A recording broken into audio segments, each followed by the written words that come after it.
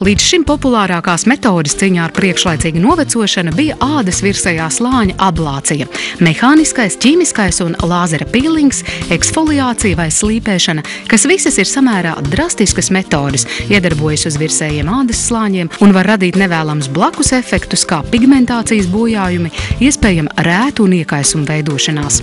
Pēc šīm procedūrām nepieciešams arī samērā ilgs rehabilitācijas periods. Alternatīva ir neinvazīva rejuvenācija, atjaunošana, fotorejuvenācija un selektīvie lāzeri. Šobrīd vienīgais Baltijā šāda veida lāzers, ar ko tiek veiktas fotorejuvenācijas procedūras, atrodas Lāzerplastikas klīnikā. Tā ir ādas rejuvenācija, varbūt mēs varētu pat teikt ādas lāzerrejuvenācija, tā nav fotorejuvenācija, kas ir pielietojama ļoti dažāda vecuma pacientēm un pacientiem ar dažādām ādas problēmām. Tātad, ko šis lāzera stars dara? Viņš nonāk dziļākajos ādas slāņos, uzsildot tos, tādējādi stimulējot kolagēnu. Kolagēns ir proteīns, kas aizsargā un elastizē ādu. Gadiem ejot, organisms pamazām pārstāj to ražot, tāpēc āda zaudē tvirtumu un tonusu. Lāzera rejuvenācija veicina kolagēna veidošanos un aktivizē tā darbību. Procedūru var izmantot dažādu mērķu sasniegšanai, piemēram, sejas krāsas uzlabošanai, poru sašaurināšanai, smalko krunciņu un postakne jeb pēcpīņu pigmentācijas un rētu samazināšanai.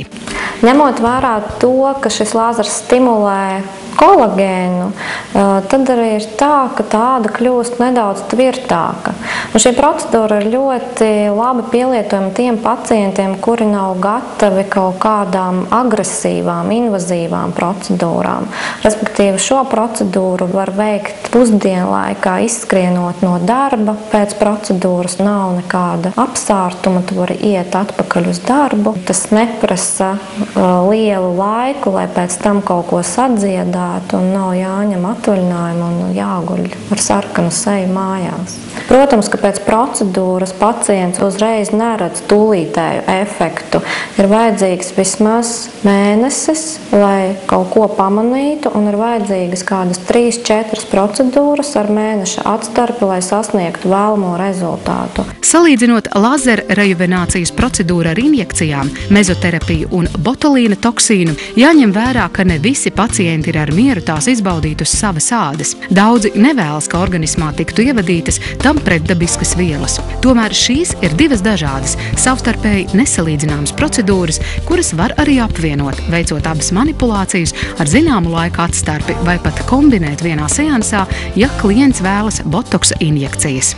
Procedūra aizņem apmēram 40 minūtes atkarībā no apstrādājumā laukuma.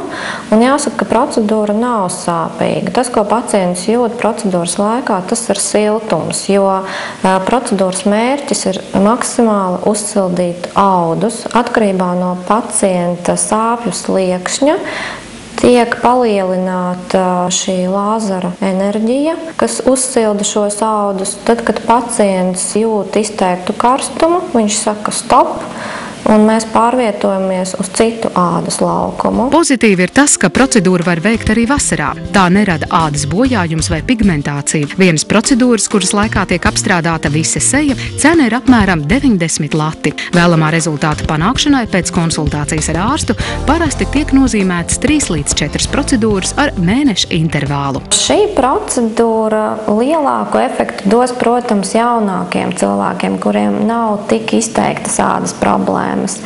Ja grumbas ir ļoti dziļas, ja jau prasās kāda plastiskā operācija, tad ar šo procedūru, protams, mēs nesasniegsim vēlamo rezultātu.